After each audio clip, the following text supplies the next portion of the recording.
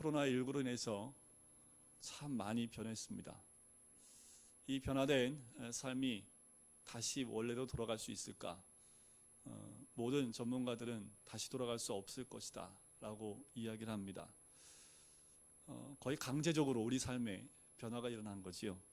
어쩌면 하나님이 우리로 하여금 바뀌길 원하셨는데 바뀌지 않으니까 이 코로나19를 통해서 우리에게 이렇게 허락하신 것 아닌가라는 생각이 들기도 합니다. 코로나19로 인해서 우리가 느끼는 것은 두려움이지요. 걱정과 그리고 두려움 가운데 있는 겁니다. 이 모든 것이 어떻게 전개되어질지 또 앞으로 어떻게 될지에 대한 그 두려움이 있는 거지요. 하지만 그 고민으로만 끝나면 안 되겠습니다. 고민만 하지 말고 그 고민 가운데 우리가 어떻게 해야 될지 방향과 또 목적을 잡아야겠지요. 우리가 고민만 하고 있을 뿐만 아니라 그 고민 가운데 말씀이 있으셔야 됩니다. 말씀이 없으면 어떻게 될까요? 방황하지요. 그리고 목적지를 상실하고 방황할 수밖에 없습니다. 그래서 제가 이것들 고민 좀 했습니다. 어떻게 하면 그 말씀을 채울 수 있을까? 어떻게 하면 우리 성도님들 전부 다 말씀 가운데 두 발을 딛게 할 수 있을까? 고민한 끝에 답을 하나 찾았습니다. 한 15분 정도 매일 투자하면 성경 공부를 할 수 있도록 준비를 하려고 합니다. 언제든 어디서나 반복해서 할 수 있는 성경 공부를 준비를 하려고 해요. 그래서 우리가 모이기 힘드니까 모이지 않아도 여러분들이 할 수 있도록 준비를 하려고 합니다.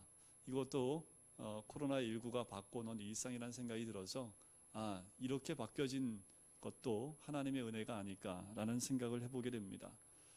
오늘 본문에 보면 사도 바울도 이제 삶의 새로운 주제로 바뀌어 나가는 것을 보게 돼요. 지금까지는 전도 여행 중심으로 흘러갔다면 오늘 본문부터는 또 다른 삶의 새로운 주제로 들어가게 됩니다. 뭘까요? 죄인입니다. 핍박과 환난 가운데 죄수의 삶을 사는 것이 이제 21장부터 등장을 해요. 28장까지 그 삶을 사는 것이 사도 바울의 삶의 주제가 됩니다. 가만히 보시면 1장부터 28장까지 내용 가운데 사도 바울이 죄수로 고난 가운데 로마까지 가는 길이 총 8장이나 기록하고 있다는 거지요. 굉장히 깁니다. 사도행전에서 많은 주제들을 이야기하고 있지만 이것만큼 길게 얘기하고 있는 그 주제가 없어요. 그 말은 중요하다는 거겠죠. 그런데 이것이 왜 이렇게 중요할까? 이것이 우리가 오늘 묵상해 봐야 될 내용입니다. 밀레도에서 많은 성도들과 함께 부둥켜 안고 울며 작별 인사를 했습니다. 그리고 밀레도에서 배를 타고요, 고스라는 곳으로 와서 하룻밤을 지내고 로도라는 곳에 와서 또 하룻밤을 지내고 바다라라는 곳에서 또 하룻밤을 지내서요, 그 다음날 베니게를 향하는 배를 타고 떠나기 시작을 합니다. 자, 한두 절에 굉장히 빠르게 사도 바울의 움직임을 기록하고 있습니다. 자, 그렇게 수리아로 행선하는 도중에 구브라라는 섬을 좌편에 두고 행선을 하고 있는 모습을 우리에게 얘기해주고 있습니다. 그리고 드디어 예루살렘에 가까운 지역인 두로라는 곳에 도착을 해요. 근데 이 두로라는 곳은 어떤 곳입니까? 사복음서에 보면 몇 번 언급이 됩니다. 특별히 벳세다하고 고라신이 불신앙 가운데 있을 때 예수님이 책망을 하지요. 그때 비교됐던 그 도시가 두로라는 도시입니다. 그곳에 도착을 했어요. 거기서 뭐 했을까요? 얼마만큼 있었을까요? 4절에 그 내용이 나옵니다. 4절 한번 보실까요? 제자들을 찾아 거기서 2일을 머물더니 그 제자들이 성령의 감동으로 바울더러 예루살렘에 들어가지 말라 하더라. 자, 바울이 두로라는 도시에 가자마자 했던 일이 뭘까요? 제일 먼저 했던 일이 뭐냐면 그리스도인을 찾아갑니다. 사도 바울 이제 예루살렘으로 가는 길 가운데 가는 도시마다 가자마자 했던 일이 뭐냐면 그리스도인을 찾는 거예요. 거기서 일주일 동안 머물면서 그 제자들과 함께 교제를 나누는 모습이 나옵니다. 그리스도를 찾았다는 것, 사도 바울이 가는 것보다 믿음의 사람들을 만났던 것을 보게 되는 거지요. 또 그들에게 성령님이 사도 바울이 예루살렘에 가면 어려움을 당할 것을 알려주십니다. 그리고 사람들이 예루살렘으로 돌아가지 않을 것을 권면하는 모습이 4절에 나오지요. 그들과의 만남은 딱 7일 동안이었습니다. 일주일 동안의 짧은 교제였지요. 그 전까지는 아마 서로 안면이 있지 않았던 것 같아요. 서로 잘 몰랐던 사이였습니다. 그런데 헤어질 때의 모습을 보니까 어때요? 5절과 6절에 보니까 밀레도에서 에베소 장로들과 제자들과 헤어질 때의 모습과 별반 다르지 않습니다. 밀레도에서 만났던 에베소 장로들은요 3년 동안 함께 했던 사람들이에요. 근데 지금 이 두로에 있는 사람들은 며칠이요? 일주일이요. 이게 사도행전에 나오는 그 만남의 특징입니다. 그 가운데 하나가 기도하는 내용인데요. 예수님이 우리에게 기도를 가르쳐 주셨을 때 여러분들 기억하십니까? 우리 주님은 어떻게 기도하라고 가르쳐 주셨던가요? 골방에 들어가서 기도하라고 하시죠. 하나님과 너만 알고 사람들이 난 듣지 않는 너와 은밀하게 보시는 하나님께 기도하라. 그런데 사도행전에 넘어와서 이게 달라져요. 어떻게 해요? 모여서 합심하여 통성으로 찬양하며 기도하는 모습이 등장한다는 거죠. 이게 사도행전적 기도입니다.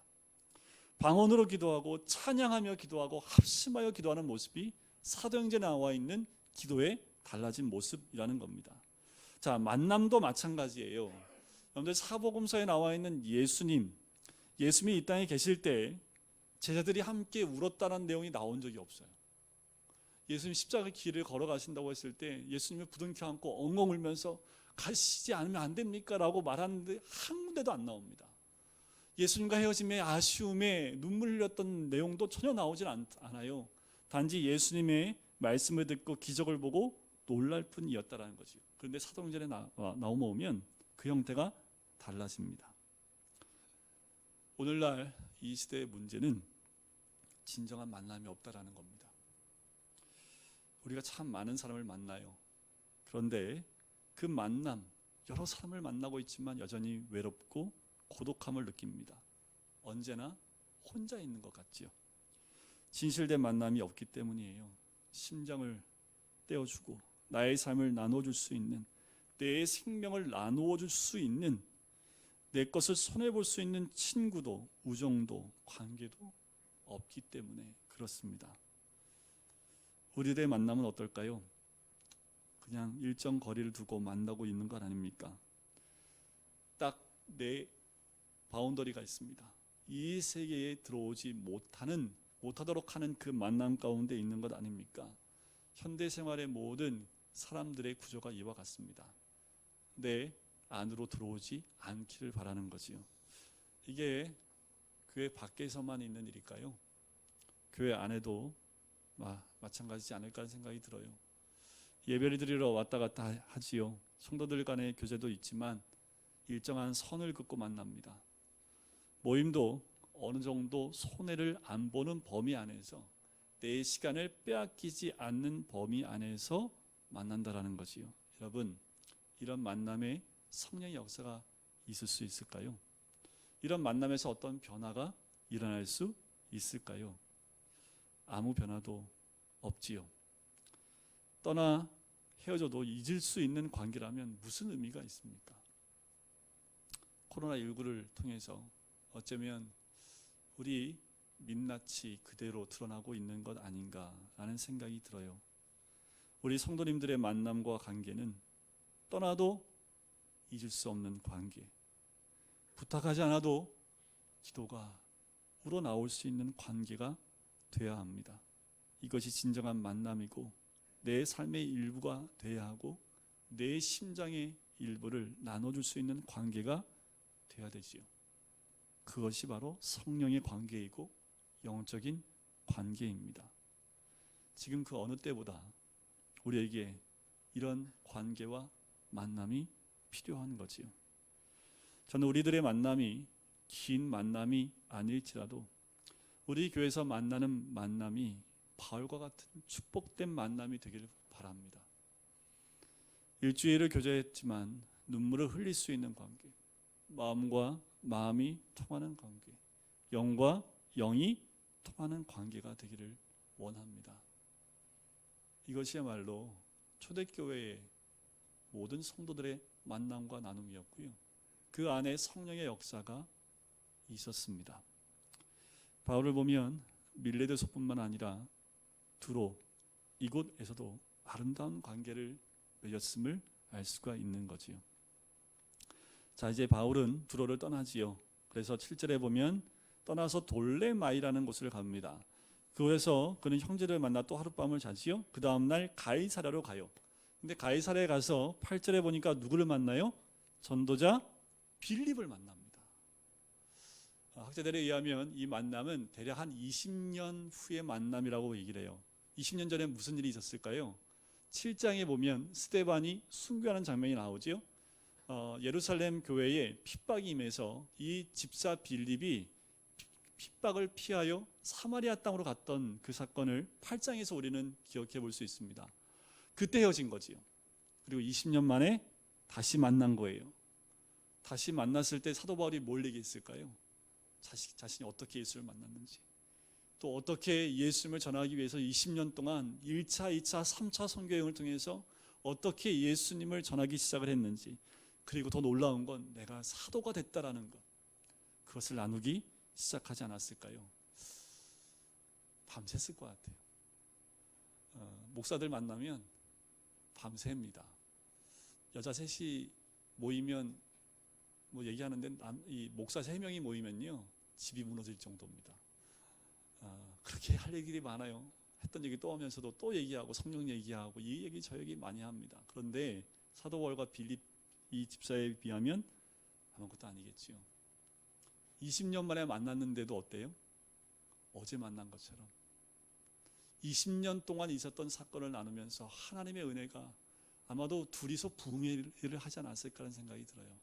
여러분, 우리가 일주일 만에 다시 만났을 때 이런 나눔이 있어야 되지 않을까라는 생각이 들어요. 일주일 동안 내가 주님과 함께 동행하고 살았던 것, 하나님이 어떻게 역사하셨던 것들을 나눌 때에 하나님의 은혜가 서로 나누어지는 것 아닐까라는 생각이 듭니다. 이 빌립과 함께 이 모든 것들을 함께 나누고 결론은 그거 아니었을까요? 다 주님이 하셨습니다 라는 고백이지 않았을까라는 생각이 듭니다.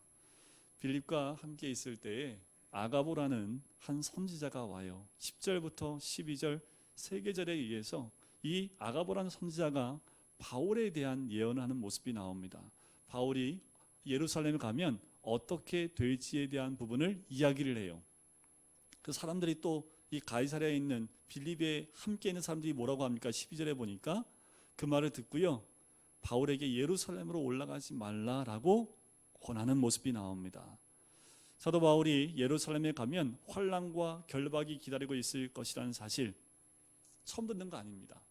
벌써 여러 차례 나왔어요. 밀레도에서 같은 예언을 들었을 때 사도 바울은 이미 이렇게 얘기합니다. 주 예수께 받은 사명, 곧 하나님의 은혜의 복음을 증거하는 일을 마치려 하면은 나의 생명을 조금 더 귀한 것으로 여기지 않겠다라는 고백을 하지요. 그 이후에 두로에 왔을 때도, 이 가이사랴에 왔을 때도 성령을 받은 사람들이 다 똑같이 예언을 합니다. 그런데 여기서 한 가지, 왜 이렇게 자주 반복하여 이런 예언을 계속하는 것일까라는 거예요. 여기서 한 가지 우리가 주의해야 될 부분이 있습니다. 그가 예루살렘에 가면 결박과 환난이 기다린다라고 성령께서 분명히 말씀하셨지만 뭘 말씀하지 않으셨어요? 가지 말라는 말씀은 하지 않으셨다라는 거예요. 그럼 누가 가지 말라고 했을까요? 사람들입니다. 여기서 사람들은 인간적인 생각에 바울이 가면 박해와 환난이 있으니 가지 마십시오라고 권했지만 성령님은 그가 예루살렘에서 겪을 일에 대해서만 얘기했지 가지 말라는 말씀은 없었다라는 거예요. 그런데 왜 이렇게 반복해서 성령님은 이 사실을 알려줬을까? 준비하라는 겁니다. 여러분, 지금은 준비할 때입니다. 저는 이 코로나19가 여기서 끝나지 않는다고 봐요. 어쩌면 이제 시작일 수 있습니다. 이것으로 시작해서 또 다른 어떠한 전 세계적인 사건들이 일어날지 몰라요. 여러분들, 코로나19라는 것 우리는 처음인 것 같지만 이미 한 5, 6년 전에 겪었던 거 아닙니까? 한 6년에 한 번씩 우리가 한 번씩은 예방주사 맞는 것처럼 왔던 거 아닙니까? 그때 그것을 통해서 우리는 뭐 했을까요? 준비를 했던 거지요. 어쩌면 그 준비가 되어 있었기 때문에 우리 땅에 코로나19에 큰 어려움이 있었지만 이겨낼 수 있는 준비가 되어져 있었던 것 아닌가라는 생각이 듭니다. 여러분, 이것이 다만 이 사람들, 이 나라에 대한 것뿐만 아니라 어쩌면 영적인 준비를 하라고 하는 하나님의 사인일 수 있다는 거예요. 사도 바울에게 이렇게 여러 번 알려준 이유는 준비하라는 겁니다. 성령께서 그로 하여금 준비시키는 그 모습이 나오는 거지요. 예루살렘으로 돌아가면 너는 환난과 핍박을 겪게 될 것이다. 내가 준비되었느냐라는 거예요. 여러분, 우리는 준비되어야 합니다. 앞으로 달라질 사회와 우리 신앙의 생활들이 어떻게 달라질지를 여러분들 우리가 짐작하고 준비하셔야 됩니다. 우리 자녀들을 준비시켜야 합니다. 이 다음 세대인 우리 아이들이 멀지 않았습니다. 몇 년 안에 어떠한 신앙의 환경 가운데 살아갈지 준비시켜야 되는 하나님의 사인으로 받아야 된다는 거지요. 여러분들, 예수님도 십자가 앞에 섰을 때 어땠을까요? 이렇게 기도했지 않습니까? 아버지, 이 잔을 제가 꼭 마셔야 합니까? 이 잔을 지나가게 하시면 안 됩니까? 라고 우리 주님 간절함으로 겟세마네 거기서 땀방울이 핏방울이 되도록 기도하셨습니다. 그때 우리 하나님 뭐라고 답변하셨던가요? 아무 말씀 안 하셨습니다. 예수님에게는 오직 십자가만 남겨져 있을 뿐이었습니다. 우리도 마찬가지 아닙니까? 우리한테도 우리가 져야 될 십자가가, 내가 겪어야 할 십자가가 있는 거지요.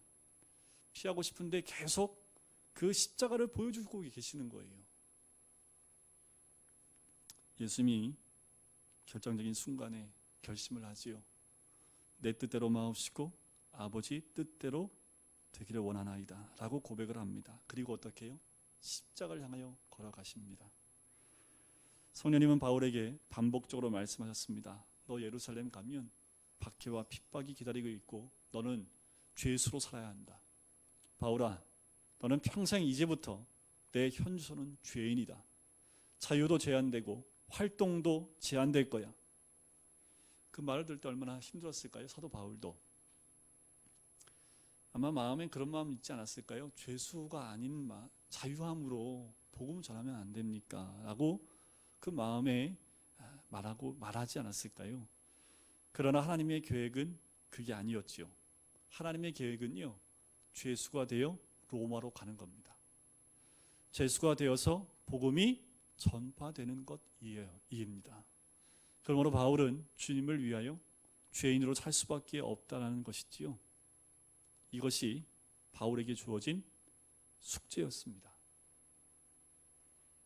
주님, 오늘 우리에게도 이와 같이 말씀하십니다. 우리는 지금 자신에게 말씀하고 계시는 주님의 음성을 듣고 있습니까? 들어야지요. 그런데 외면하시면 안 됩니다. 사도 바울은 외면하지 않고 그것이 반복하여 들릴 때 힘들어도 그것이 하나님의 뜻임을 알았고 준비했다는 거지요. 그렇다면 우리는 어떻게 살아야 할까요?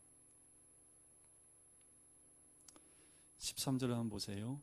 바울이 대답하되 여러분 어찌하여 울어 내 마음을 상하게 하느냐.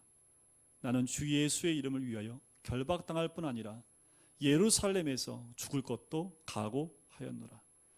바울의 마음은 변함이 없습니다. 이미 마음이 어떻게 해요? 결정되고 결정되었습니다. 근데 이 세상에서 가장 무서운 사람이 누군지 아세요? 죽기로 결심한 사람입니다. 죽기로 결심한 사람들 앞에서는 어느 누구도 당해낼 수 없는 거지요. 그러나 많은 사람들은 결심을 하지 못하지요. 이렇게 살아도 좋을 것 같고 저렇게 살아도 좋을 것 같아요. 이것도 해야 될 것 같고 저것도 해야 될 것 같아요. 그래서 방황하는 거지요. 중심이 없기 때문에, 결단이 없기 때문에 이렇게 저렇게도 못하고 방황하는 삶을 살 수밖에 없는 거지요. 영원을 결정하지 못하면 현실에서 방황하게 됩니다. 천국이 결정되지 않는 사람은 방황하게 되는 거지요. 그러나 사도 바울은 이미 결정된 사람이었습니다. 13절에 보면 세 가지 중요한 말들을 해요. 첫째는 너희가 어찌하여 울며 내 마음을 상하게 하느냐라는 거예요. 여기서 이 말은 뭐냐면 내 마음을 약하게 만드느냐, 내 마음을 흔드느냐라는 말입니다. 사도 바울은 예루살렘으로 안 갈 수도 있었어요. 그러나 그는 가기로 이미 결심한 후였습니다. 십자가를 향하여 걸어가는 예수님의 마음을 사도 바울은 이미 이해하고 있었던 거죠. 그 길을 걸어가지 않아도 됐음에도 불구하고 그 길을 걸어가실 수밖에 없는 예수 그리스도의 마음을 사도 바울은 마음 깊이 이미 만났고 이해했다라는 거지요. 근데 우리 모두 예수 믿어요. 그런데 그 믿음에는 깊이가 다릅니다. 예수님을 아는 정도가 다 다르다라는 거예요. 예수님을 정말 얇게 아시는 분도 있고 껍데기만 아는 사람도 있습니다. 그런데 어떤 분은 예수님의 그 마음의 심정 깊은 것까지 다 알고 계시는 분도 계세요. 어느 정도입니까? 어느 정도까지 예수님을 알고 계십니까?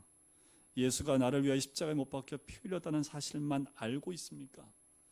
사도 바울은 주님의 심정을 그 깊이까지 다 알고 있었기 때문에 예루살렘에 들어가면 자기가 어떻게 될 줄도 알고 있는 사도 바울은 그 예수님이 어떤 마음인지 알았기 때문에 그 선택을 할 수 있었던 거지요. 여러분, 알고 있는 것, 그것이 우리를 변화시키지 않습니다. 중요한 것은 그 진리의 능력이 우리 삶에 있느냐 없느냐입니다. 그 진리의 능력이 우리 삶 가운데 있느냐 없느냐가 중요한 거예요. 여러분, 그래서 말씀에 우리 두 발을 디뎌야 하고 예수님의 마음의 그 심정을 우리가 더 깊이 만나는, 말씀 안에서 만나는 시간들이 필요한 거지요. 그 사도 바울은 이렇게 고백을 하는 거지요. 나는 주 예수의 이름을 위하여 라고 말합니다. 사도 바울이 예수님을 만나고 난 이후에 변함이 없는 선택 기준입니다. 로마서 1장 5절에도 보면 그로 말미암아 우리가 은혜와 사도의 직분을 맡아 그 이름을 위하여 라고 이야기하지요. 사도 바울의 전부입니다. 여러분, 우리의 전부는 어디에 있습니까?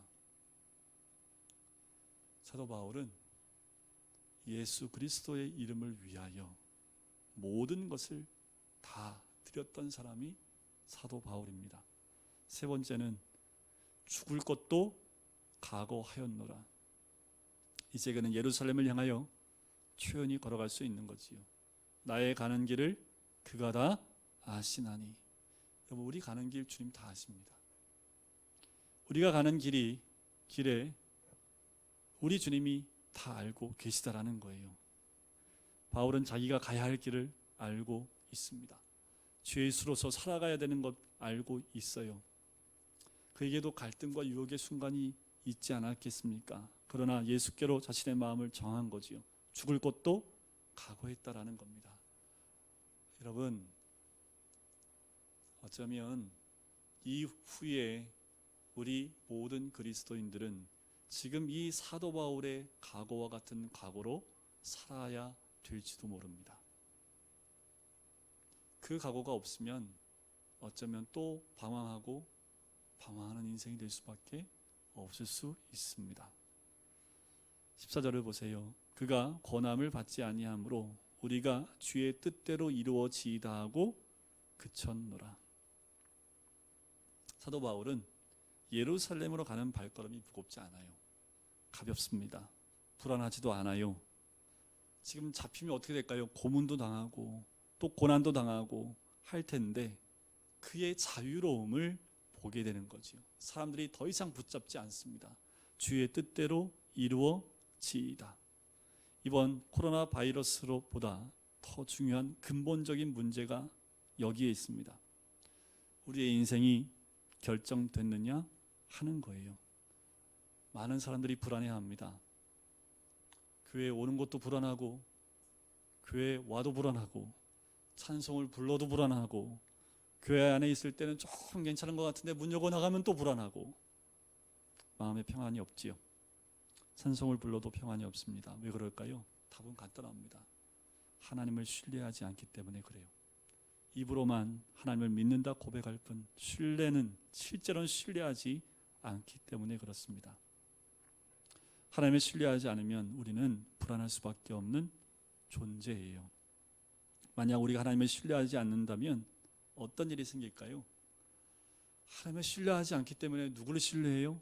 자기 자신을 신뢰하기 시작을 합니다.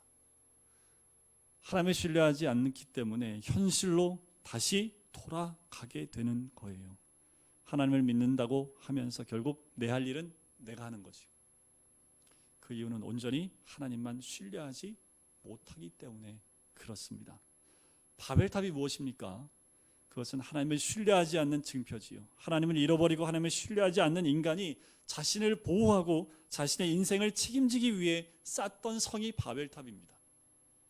하나님을 신뢰하지 못하면 바벨탑을 쌓아요. 그래서 여러분들 70년대, 80년대 초반까지는 그랬던 것 같아요. 여러분들 담 위에다가 뭐 박아놨는지 기억나세요? 저희 동네에도 보면 담 위에 깨진 병들 이렇게 지금은 뭐 그거 안 하는데 옛날에는 담 쌓고 담 위에다가 깨진 유리병을 이렇게 꽂아 놓잖아요. 왜 꽂아 놨어요? 넘어올까 봐 누가. 그래요. 그렇게 우리는 담을 쌓고도 불안해하는 존재이지요. 근데 사도 바울은 이미 결정돼 있었습니다. 예루살렘을 향하여 그는 갈등이나 미련 없이 그 길을 가는 사람이 된 거지요. 근데 우리 인생은 어떻습니까? 우리는 무엇을 선택하셨습니까? 사도 바울의 모습이 15절에 나옵니다.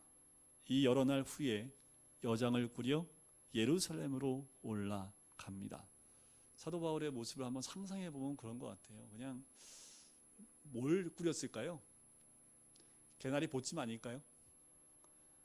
우리 여행 갈 때 보면은 짐이 왜 이렇게 많은지 모르겠어요. 그냥 그 비행기에다가 싣는 그 사이즈도 부족해가지고 화물로 이따만한 거 다. 그런데 제가 만났던 홍정길 목사님이라는 분은요, 딱 가는데 요만한 가방 하나만 들고 다니시더라고요.